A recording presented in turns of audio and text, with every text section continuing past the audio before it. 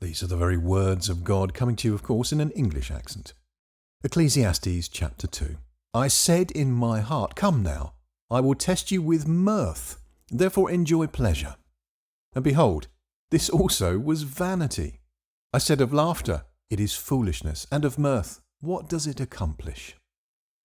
I searched in my heart how to cheer my flesh with wine, my heart yet guiding me with wisdom, and how to lay hold of folly, until I might see what it was good for the sons of men that they should do under heaven all the days of their lives. I made myself great works. I built myself houses. I planted myself vineyards. I made myself gardens and parks, and I planted trees in them of all kinds of fruit. I made myself pools of water to water the forest where trees were grown. I bought male servants and female servants and had servants born in my house. I also had great possessions of herds and flocks, above all who were before me in Jerusalem. I also gathered silver and gold for myself, and the treasure of kings and of the provinces. I got myself male and female singers, and the delights of the sons of men, musical instruments, and that of all sorts. So I was great and increased more than all who were before me in Jerusalem. My wisdom also remained with me. Whatever my eyes desired, I didn't keep from them. I didn't withhold my heart from any joy, for my heart rejoiced because of all my labour, and this was my portion from all my labour. Then I looked at all the works that my hands had worked, and at the labour which I had laboured to do, and behold, all was vanity, and a chasing after wind, and there was no profit under the sun. I turned myself to consider wisdom, madness, and folly. For what can the king's successor do? Just that which has been done long ago. Then I saw that wisdom excels folly, as far as light excels darkness. The wise man's eyes are in his head, and the fool walks in darkness. And yet I perceived that one event happens to them all. Then I said in my heart, as it happens to the fool, so will it happen even to me. And why was I then more wise?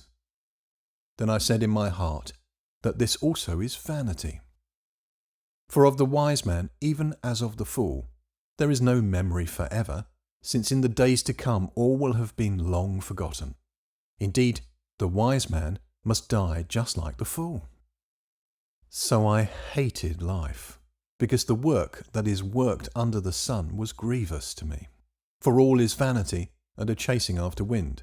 I hated all my labour in which I laboured under the sun, because I must leave it to the man who comes after me. Who knows whether he will be a wise man or a fool? Yet he will have rule over all of my labour in which I have laboured, and in which I have shown myself wise under the sun. This also is vanity. Therefore I began to cause my heart to despair concerning all the labour in which I had laboured under the sun.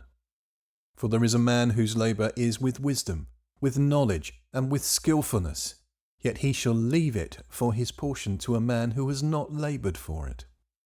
This also is vanity, and a great evil. For what does a man have of all his labour, and of the striving of his heart, in which he labours under the sun?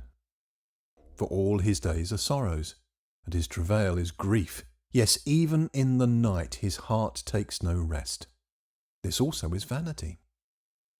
There is nothing better for a man than that he should eat and drink, and make his soul enjoy good in his labour. This also I saw, that it is from the hand of God.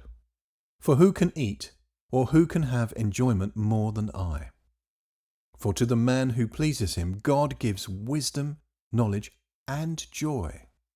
But to the sinner he gives travail, to gather and to heap up, that he may give to him who pleases God. This also is vanity, and a chasing after wind.